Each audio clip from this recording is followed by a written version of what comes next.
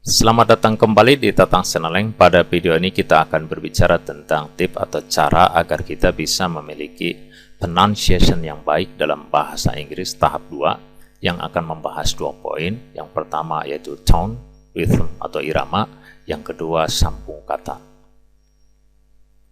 Kita mulai dengan tone. Kalimat dalam bahasa Inggris pada umumnya diucapkan dengan nada atau irama. Kurang lebihnya sama dengan bahasa Indonesia. Nada kalimat itu tergantung dari maksud kalimat itu sendiri. Ada nada naik, nada menurun, atau nada datar.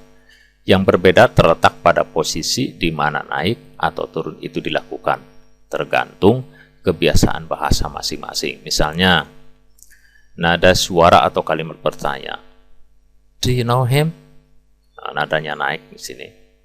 Kemudian nada suara kalimat prihatin. I'm sorry to hear that. Di sini nadanya datar saja. Kemudian nada suara kalimat meminta maaf. I'm sorry, mom. Nah, di sini seolah-olah naik. Sorry dan momnya. Kemudian nada suara kalimat memberi saran. I don't think it's good to you. Leave it. Nah, di sini suaranya datar. Kemudian di sininya agak naik. Ada 3 kategori nada irama bicara dalam bahasa Inggris, yaitu yang pertama normal, adalah nada suara normal, atau normal tone, normal pitch, atau nada mendatar, flat tone, flat pitch. Pada kategori ini, irama bicara diekspresikan dengan nada biasa atau datar saja. Yang kedua, high, adalah nada suara tinggi, rising tone, atau rising pitch. Di sini, irama bicara pada kata diekspresikan dengan nada naik. Rising tone ini biasanya diucapkan untuk menunjukkan fokus atau penekanan informasi pada kata yang dimaksud. Yang ketiga, nada rendah, low, adalah nada suara rendah, falling tone atau falling pitch. Pada tahap ini, nada bicara pada kata menurun, dan itu biasanya terjadi pada akhir kalimat. Dalam kebanyakan percakapan, nada normal umumnya terjadi pada awal kalimat. Kemudian nada naik ketika akan memfokuskan atau menekankan maksud pada kata tertentu. Setelah itu kembali ke normal dan menurun pada akhir kalimat. Untuk nada normal digambarkan dalam garis datar seperti ini. Untuk nada naik digambarkan dalam garis datar menaik.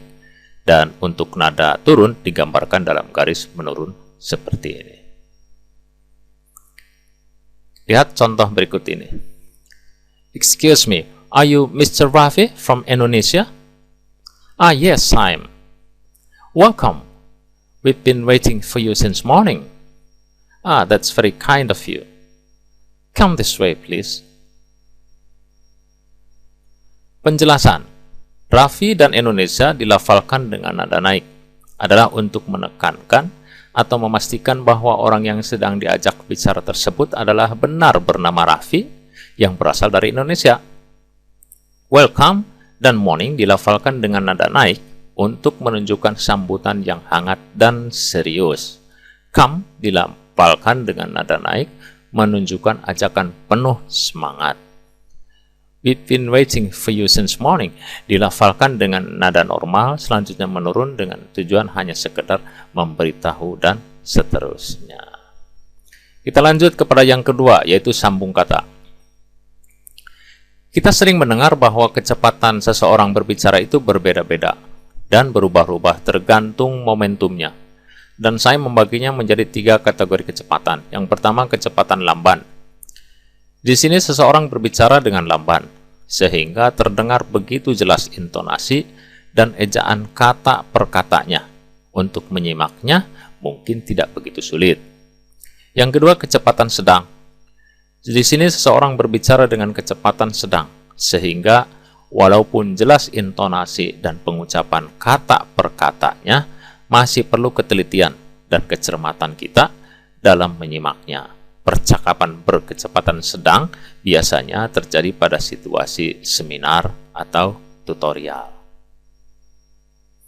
Yang ketiga, kecepatan cepat. Di sini kita harus ekstra teliti dan cermat ketika mendengar si pembicara berbicara dengan kecepatan cepat. Karena bisa terjadi kemungkinan kita salah menyimak atau kesulitan dalam menebak kata yang diucapkannya. Percakapan dengan kecepatan cepat ini bisa terjadi pada situasi seperti wawancara, siaran, atau pemberitaan. Bila kita mendengarkan percakapan yang berkecepatan cepat, maka jangan heran bila sesekali kita mendengar bunyi kata yang agak lain dari yang biasa kita dengar. Salah satu penyebabnya adalah karena terjadi penyambungan bunyi kata. Oleh karena itu, kita harus pandai dalam membedakan dan menyimaknya. Ada beberapa tips agar kita bisa menyimak sekaligus mengucapkan cara menyambung kata dalam spoken English. A. Kita harus pandai membedakan artikulasi atau hafal tempat bunyi dan membunyikan bunyi vokal dan konsonan seperti yang telah dijelaskan pada video tahap 1. B. Kita harus hafal beberapa konsonan yang berbeda tapi memiliki artikulasi atau tempat keluar huruf yang sama atau agak sama, seperti huruf T dengan D. Artikulasinya kurang lebih agak sama, huruf P dan huruf B, huruf K, C, dan Q seperti pada book, cancel, dan quick, dan seterusnya. C. Kita harus ingat bagaimana bunyi huruf akhir kata dan bunyi huruf awal kata. Misalnya, kata think, what, black adalah contoh kata yang memiliki bunyi awal konsonan T, W, dan B, dan bunyi akhir konsonan K, T, dan K. Sedangkan kata of, at, dan all adalah contoh kata yang memiliki bunyi awal vokal O, A, dan bunyi akhir konsonan F, T, L. Berikut ini kita coba perlihatkan dan kita praktekkan dengan beberapa contoh dan potongan percakapan di bawah ini. A. Bila konsonan bertemu konsonan yang memiliki kesamaan atau kemiripan artikulasi atau bunyi. Contoh 1. I prefer black coffee. Coba kita perhatikan kata black memiliki bunyi akhir konsonan K. Dan kata coffee memiliki bunyi awal konsonan C. Huruf K dan huruf C adalah konsonan yang memiliki bunyi artikulasi yang mirip. Jika posisinya demikian, maka cara menyambung kedua bunyi kata tersebut adalah dengan menghilangkan bunyi akhir konsonan yang ada pada kata sebelumnya, yaitu kata ini black, atau tidak membunyikan dua kali konsonan. Alasannya karena ada kesamaan bunyi. Maka black coffee yang semula black coffee menjadi black coffee. Black coffee. Contoh 2. What do you do? Buanglah bunyi konsonan T pada kata what karena konsonan T dan D memiliki kemiripan bunyi artikulasi. Maka what do semula berbunyi seperti ini, what do menjadi what do. Intinya tidak membunyikan dua huruf yang berartikulasi sama dua kali. B. Bila konsonan bertemu vokal. Contoh 1. What do you think of me? Coba kita perhatikan kata think dan kata of. Pada awalnya cara membunyikannya adalah think of secara terpisah. Karena disambung membunyikannya maka menjadi satu kesatuan bunyi think of. Cara menyambungkan bunyi dua kata tersebut adalah dengan memperhatikan bunyi akhir huruf pada kata yang di depan dan bunyi awal huruf pada kata berikutnya. Di situ tertulis think, bunyi akhir kata di depan K, dan of. Maka bunyinya disatukan menjadi kef atau think of dan tidak membunyikan ngef atau think of. Contoh 2. And I need her. Semula berbunyi and I need her menjadi and I need her. Dan jangan menyambungkan seperti and I need her karena bunyi akhirnya adalah D D ketemu I, and die, bukan and I. Contoh 3. Not at all. Kata-kata di atas saat terpisah berbunyi not at all. Bila akan dibunyikan bersambung, maka harus berbunyi not at all. Caranya adalah dengan memadukan bunyi konsonan dengan vokal, atau memasukkan atau menarik mundur huruf T ke belakang dan menyatukan dengan huruf vokal yang ada pada kata sesudahnya. Nah, seperti ini. Na, T-nya ditarik mundur dan dibunyikan dengan vokal kata sesudahnya. Ca, T-nya ditarik mundur lagi, bukan dengan ini. Na, ce, ca.